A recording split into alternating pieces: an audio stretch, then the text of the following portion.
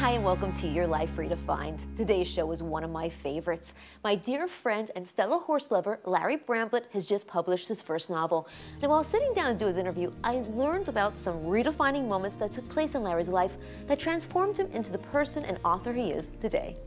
Craig had walked less than a kilometer when the trail climbed an embankment and emptied onto a primitive road of two ruts stretching into a narrow fog and shroud valley. When you listen to the words of author Larry Bramblett, you find yourself at another time, another place. That the two companies were being moved along on a stream of air towards some unknown magical place.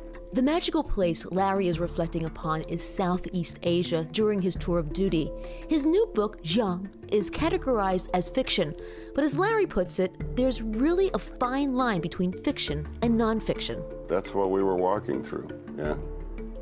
Or as they would say at that time, humping through. So it's both beautiful and ghostly, and there were times when it almost seemed like you were magically being moved on through fog, and it was also pretty scary. You had no idea what you were walking into, and half the time we didn't even know where we were. The title of the book is very unique. Could you explain to folks what it means and how you pronounce it correctly?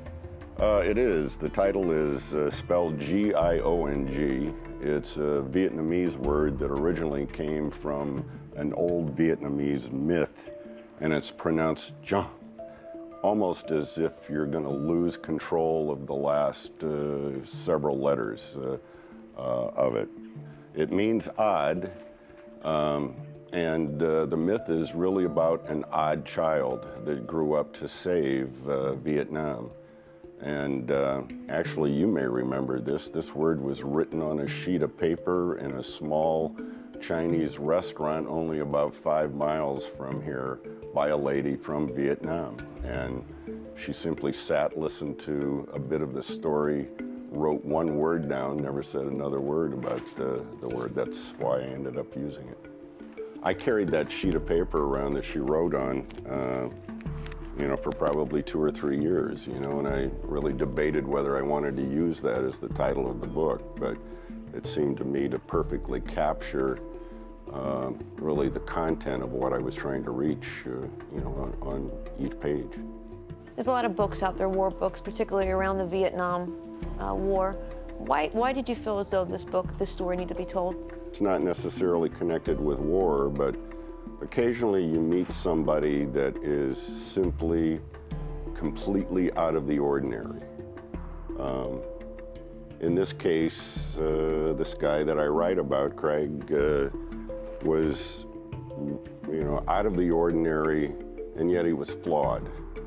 And I always find people like that very interesting. And I can't really say that I've read another book about at least Vietnam, where the character is developed as much as what I wanted to really put into this person. The person, the main character, Craig, or whoever that person may be in real life, is he still with us? Whatever happens, is he back in the jungle? There's probably not a whole lot I can say without giving a lot of the plot away, on this. I think I think he went through what a lot of us did, which was, what we called the rush, which,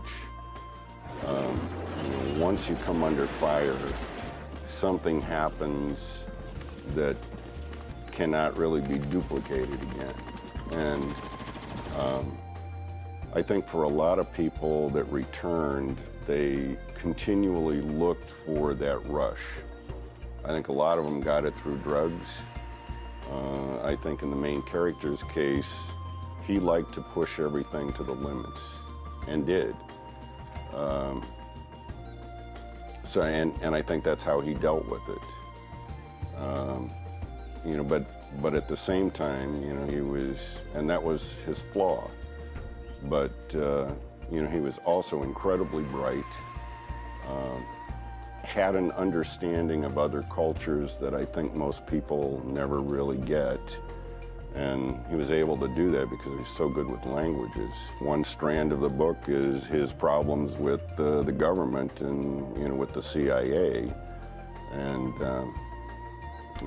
he was originally picked up by the CIA when he came out of college.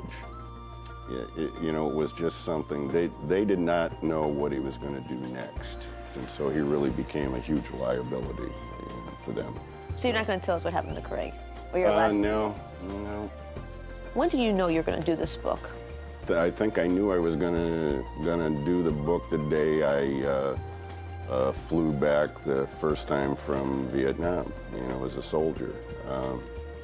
And certainly, you know, I had stayed in touch with the main character of this book, or some person similar to the main character in this book, you know, for many years after that.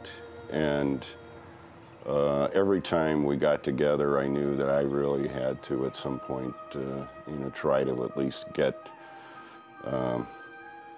some words on some paper and see what I could do with it. And it's just one of those things that kind of lays back there and, you know, kind of creeps into your sleep in the middle of the night and says, you know, when are you going to do something with this? You went back to Vietnam 2 years ago. I did. Why was it important for you to go back?